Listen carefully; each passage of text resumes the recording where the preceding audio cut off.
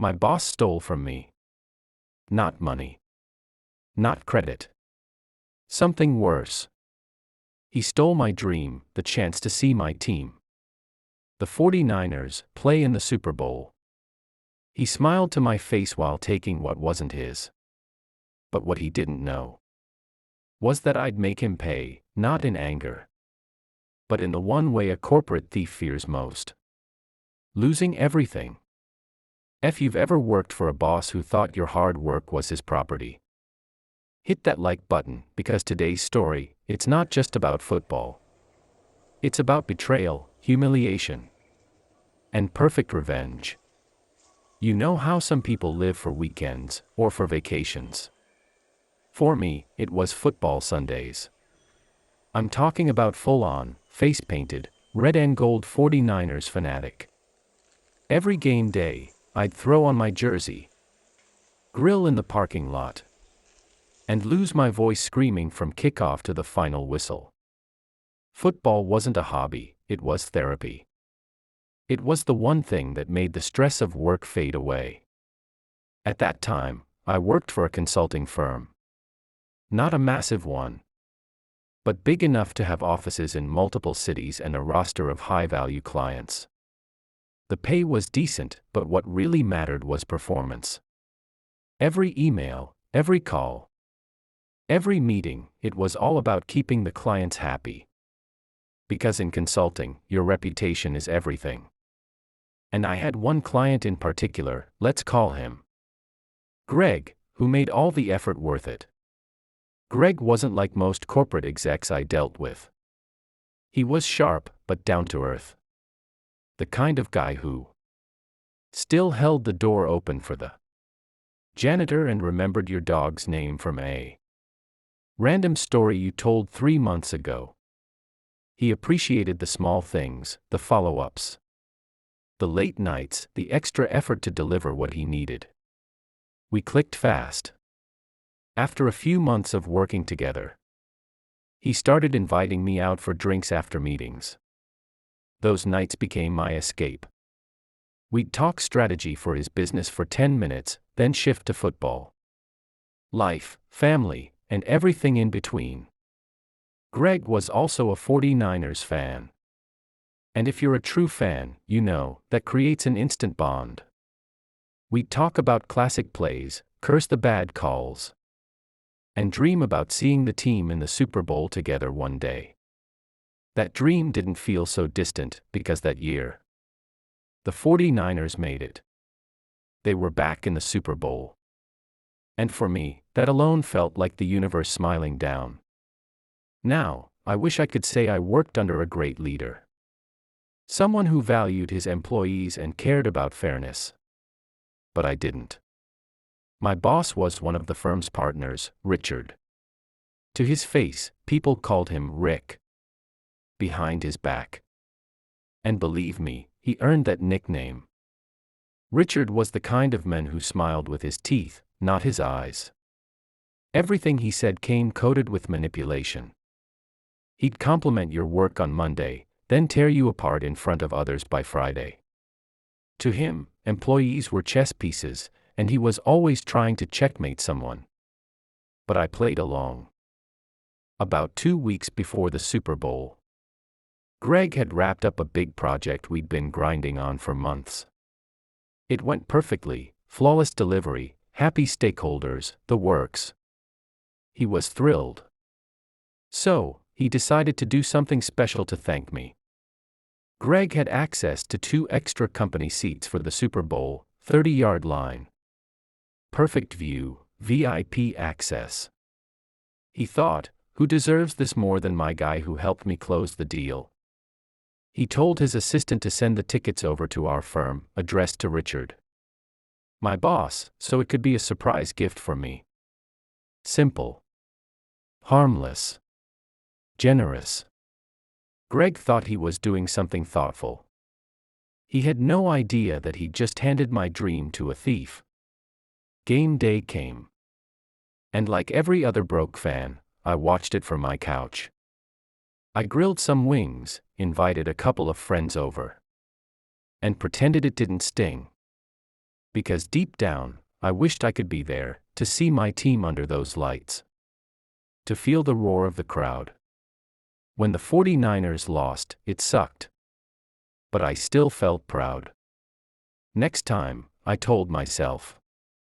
Next time, I'll find a way to go. A week later, I flew out to meet Greg for another business trip. We went to a quiet steakhouse. One of those dimly lit places where every table feels like a private room. Greg looked relaxed, sipping a whiskey when I arrived. We went through the usual project updates, numbers, deadlines. Everything was normal, until he casually said, "By the way, man, why didn't you go to the game?" I frowned. "What game?" He laughed. "The Super Bowl. I gave Rick, your boss, 2 seats for you. You didn't go." At that moment, the world went silent. My fork froze midair. "Wait, what?" I asked. Greg's smile faded. "I gave your firm the tickets, specifically for you. Rick said he'd make sure you got them." I could barely speak. "Greg, I never got any tickets." His brow furrowed. "You're kidding me." He leaned back, eyes narrowing like he was putting a puzzle together in real time. Then, in a low voice, he said, "Ask around." Quietly. "Don't confront him yet. Just find out what happened." The next few days were torture. Every time I saw Richard's smug face walking down the hallway, I felt my stomach twist. I tried to act normal. But every small laugh he made, every time he bragged about keeping the clients happy, it just burned deeper. So, I did what Greg said. I asked around. Carefully. I started with one of the secretaries. A sweet older woman who'd been there longer than anyone. We were on good terms, and I knew she wouldn't rat me out. When I casually brought up the Super Bowl, she smiled and said, "Oh yeah, your boss gave a pair of company tickets to one of his clients. Some big shot from out of state. Thought it was weird since we don't work with their company." I froze. My mind went blank. "He gave them away?" I asked. "Yeah," she said with a shrug. "Said it was a goodwill gesture." Goodwill gesture. That phrase echoed in my head all day. Because what it really meant was theft. He had taken what was meant for me and used it to make himself look generous to someone else. That night, I couldn't sleep. Every time I closed my eyes, I pictured Richard smiling at that other client, handing over my tickets like a hero. The nerve of it, the arrogance. He must have assumed Greg would never ask. That I'd never find out. And that's what made it worse. He didn't just steal from me. He decided I didn't matter. To him, I was replaceable, disposable. But here's the thing about quiet people like me. When we break, we don't yell. We plan. The next day, I texted Greg. My hands were shaking, but my words were calm. "Hey, just wanted to thank you again for thinking of me with those Super Bowl seats. It looks like they were given to another client by my firm." 3 dots appeared instantly. Then, "Are you shitting me?" And another. "Pretend I never told you. Let me handle it." That was the moment everything shifted. Because Greg wasn't just angry. He was furious. And the best part? He had power, real corporate power. Enough to make Richard's career unravel. So I sat back, smiled for the first time in days, and waited. For the next few days, the office carried on like nothing was wrong. But I knew a storm was coming. Richard strutted around, bragging about landing a new lead. Laughing too loud in the break room, the usual alpha display. He had no clue that his favorite client was quietly sharpening a knife behind the scenes. Greg called me later that week. His tone was smooth, calm, but underneath, I could hear the edge. "We're setting a meeting," he said. "Next week. I want you there. And make sure your boss comes along." I hesitated. "What's the plan?" He chuckled. "You'll see." That's when I knew this wasn't going to be a simple confrontation. Greg was planning something elaborate. Something theatrical. And if you've ever wanted to watch karma perform live on stage, this was going to be the show. Waiting for that meeting was torture. Every day dragged by. Every time Richard spoke to me, I had to fight not to smirk. He even had the audacity to say, "You know, Greg really respects you. Just make sure you don't do anything to mess up that relationship. Clients like him are gold." I wanted to laugh in his face. But I didn't. Because soon, that same client would be the one holding the shovel while Richard's reputation got buried. At night, I lay awake rehearsing every possible outcome. What if Greg backed down? What if it blew back on me? But then I remembered Greg's words. "Let me handle it." And I trusted him. Because Greg wasn't just a client anymore, he was an ally. The following week, Richard walked into my office with a grin. "Pack your bag," he said. "We've got a meeting with Greg's team. They requested us both. Big opportunity, possibly expanding the account." Oh, how poetic.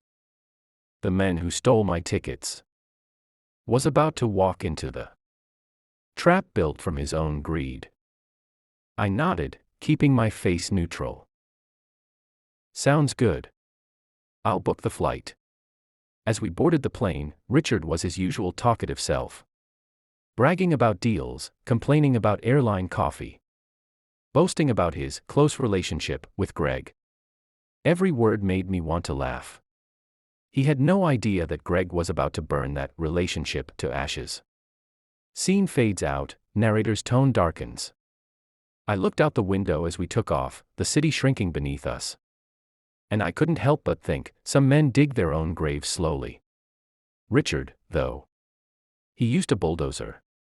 Next time, I'll tell you exactly how Greg and I turned the tables, in the most humiliating, career-ending way possible. A setup so smooth. My boss never saw it coming until it was far too late. Last time, my boss stole my Super Bowl tickets. Not just any tickets, my dream, gifted to me by a client who trusted him. But what my boss didn't realize was that his greed had consequences. Because the men he stole from wasn't just me. He stole from a client powerful enough to destroy his career. And that's exactly what we were about to do. The flight to Greg's headquarters felt endless. Richard, or as everyone called him, Dickhead Partner, was in full fake charm mode. The kind of mood that made you want to punch a wall. He bragged about his close ties with Greg's company. Laughed too loud, even tried to give me mentorship advice. Meanwhile, I sat quietly beside him, pretending to take notes. But my mind wasn't on work. It was on justice. For days, Greg had been texting me vague updates. "Trust me. Everything's set. Just play along." Whatever he had planned, I knew it was going to be big. When the plane landed, Richard insisted on picking up the rental car, naturally a luxury sedan. Because partners don't drive economy. He even winked at me as if we were buddies. If only he knew that, within the next 24 hours, he'd lose the client he bragged about for years. And possibly his position at the firm. The next morning, we arrived at Greg's headquarters, a massive glass building that screamed success. As we walked through the lobby, Richard strutted ahead, chest out. Like he owned the place. At reception, Greg's assistant smiled politely.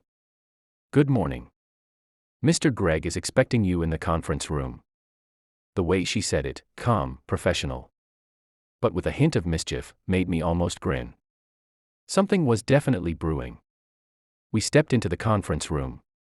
Gregg was already there, standing by the window with that same calm, confident posture I'd seen 100 times. He turned, smiled, and shook our hands. Richard. Great to see you again.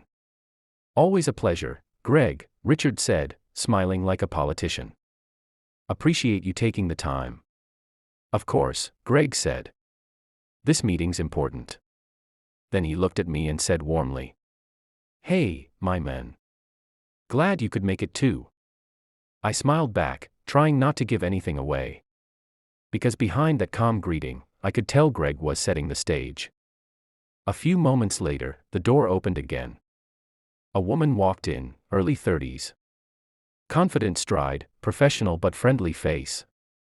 Gregg gestured toward her. Ah, perfect timing. Richard, this is Stephanie such and such, VP from our marketing division. I thought she'd want to sit in on this. Stephanie smiled, shook my hand, then turned to Richard. Nice to meet you. Richard's face lit up. He always turned on the charm around women he thought could be impressed. Pleasure's mine, he said, flashing his rehearsed grin. Gregg looked between us, then said with mock casualness. You guys must already know her from the Super Bowl. For a split second, the air in the room froze. I could see Richard's body stiffen beside me, like a deer caught in headlights. Stephanie tilted her head. Oh.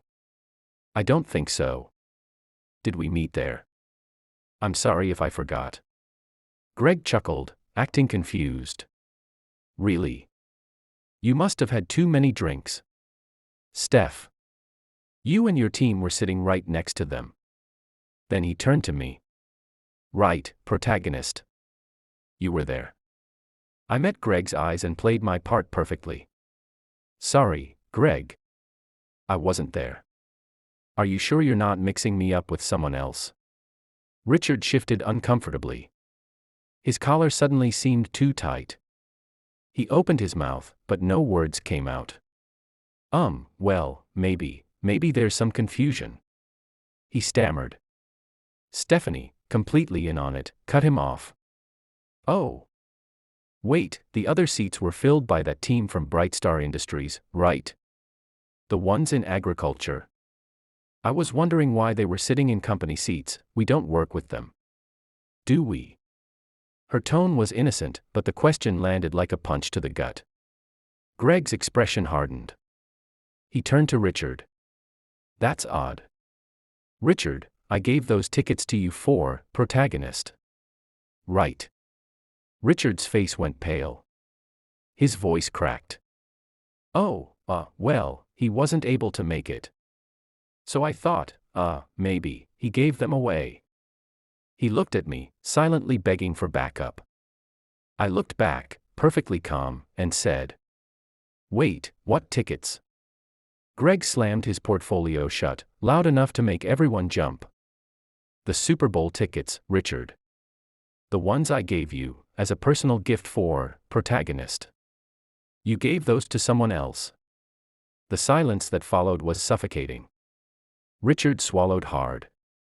It must have been a mix-up in the office. Gregg leaned forward, his voice low and cold. A mix-up. Richard. Those tickets were worth $10,000, and they were meant for one man. The guy who earned them. He pointed directly at me. And you decided to hand them off to someone else? Another client? For what? To make yourself look generous. Richard's mouth opened and closed like a fish gasping for air. No words came out.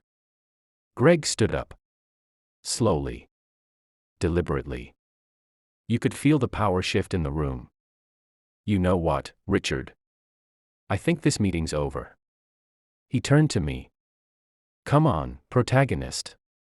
I owe you lunch. Stephanie, you're welcome to join. Then, almost as an afterthought, he added. Richard, go back home. We'll be reevaluating our relationship with your firm. Expect a call next week. Richard's face drained of color. Wait, Greg, I can explain. Stephanie cut him off sharply. I don't think that's a good idea. Greg looked at the assistant near the door. Please escort Mr. Richard out. And that was it. The door shut behind him. His shoes clicked away down the hallway. And as soon as the sound faded, we all burst out laughing. Greg was doubled over, wiping tears from his eyes. Stephanie, who, it turned out, wasn't really a VP, just one of Greg's employees, was giggling uncontrollably. Oh my God, she said, he looked like he was about to pass out. I couldn't stop smiling. My hands were shaking from the adrenaline. Greg clapped me on the back. You handled that perfectly, man. I haven't had that much fun in years. After the meeting, Greg took us to one of the nicest restaurants in town. He insisted on ordering the most expensive items on the menu, top-shelf drinks, seafood platters, the works. He kept joking. If the firm's paying, might as well make it worth it. When the check came, it was massive, several $1,000s. Greg snapped a picture of it with his phone, then leaned over to me. We're going to send this, along with the resale value of those tickets, as an invoice to the firm. I blinked. Wait, seriously? He grinned. Oh yeah. Let's make this official. And he did. That night, Greg sent an email to our corporate office outlining the situation. The tickets he had gifted to me were misused. The resale value of those tickets, over $10,000, was to be reimbursed immediately. A written apology was expected to both him and me. And finally, he would no longer work with Richard under any circumstances. He even attached a photo of the lunch receipt, just for extra flair. While Greg and I were still at lunch, my phone buzzed. It was a text from Richard. We need to talk. Cover for the firm. Don't make this worse. We'll sort it out when you're back. I showed it to Greg. He smirked. Ignore it for a few hours. Then hit him where it hurts. Later that night, I replied. We'll talk soon. But the client expects immediate payment for the tickets and the lunch. And a written apology. I'll see what I can do. I could almost feel his panic through the phone. By the time we got back to the office, the place was buzzing. Everyone had heard bits of the story, nobody knew the full details. But the gossip spread like wildfire. A day later, I got called into a partners' meeting. I walked in, and every face in the room looked serious, except one. Richard. He looked terrified. The managing partner cleared his throat. We've been informed of a situation involving client Greg and Super Bowl tickets. Care to explain? Richard started rambling, words tumbling over each other. It was a misunderstanding. I was trying to maintain client relationships. The managing partner cut him off sharply. You stole a client's personal gift meant for one of our employees. That's not a misunderstanding. That's theft. The room went silent. Richard looked like he wanted to sink through the floor. The partner continued. The client expects reimbursement and an apology. You will personally cover the cost. Effective immediately, that account is transferred to another partner. And then he looked at me. You handled yourself professionally throughout this. Well done. In that moment, it took everything in me not to smile. Richard, on the other hand, looked destroyed. His career, his status, all of it had just been ripped away in front of everyone. He didn't say a word. Just nodded, face red, eyes down, and walked out. Over the next few weeks, things were different. People looked at me with quiet respect. Even those who used to kiss Richard's boot stopped talking to him. Greg's account was reassigned to another partner, someone decent. Thankfully, but Greg refused to end our working relationship entirely. He made sure I stayed involved in every project. And the cherry on top, Richard had to pay the firm back for everything: the tickets, the lunch, the client's invoices. All out of his own salary. Rumor had it, it set him back nearly $15,000. But that wasn't even the best part. A few months later, Greg completely terminated the firm's contract. Moved his business to a competing firm, run by one of my old friends. That one move cost Richard's team hundreds of thousands in billable revenue. Karma didn't just catch up. It overtook him, in broad daylight. Even with all that satisfaction, the truth is, I couldn't stay there. Richard was still technically a partner. And working under the same roof just didn't sit right. So, I left the firm a few months later for a better opportunity. And honestly, it was the best decision I ever made. Greg and I still keep in touch. He even joked that if the 49ers ever make it back to the Super Bowl, he owes me real tickets this time. I told him I'd hold him to it. Looking back, I sometimes wonder what my boss was thinking. Did he really believe no one would notice? Did he think I wouldn't find out? Or maybe he just didn't care. Because people like him rarely think about consequences. They live as if the world will always bend for them. Until one day, it doesn't. When I saw him walk out of that boardroom, red-faced, defeated, stripped of power, I realized something. Revenge doesn't always need anger. Sometimes, it just needs patience. And the right ally at the right moment. So, to anyone out there who's ever been stepped on, underestimated, or cheated, remember this. The best revenge isn't screaming or fighting back. It's smiling. While karma does the heavy lifting. If this story gave you chills, smash that like button, and tell me in the comments. What's the most satisfying revenge you've ever seen or experienced? And don't forget to subscribe, because we've got more true stories of betrayal, karma, and sweet, sweet payback coming your way. Until next time. Stay kind. Stay sharp. And never forget, the universe always keeps receipts.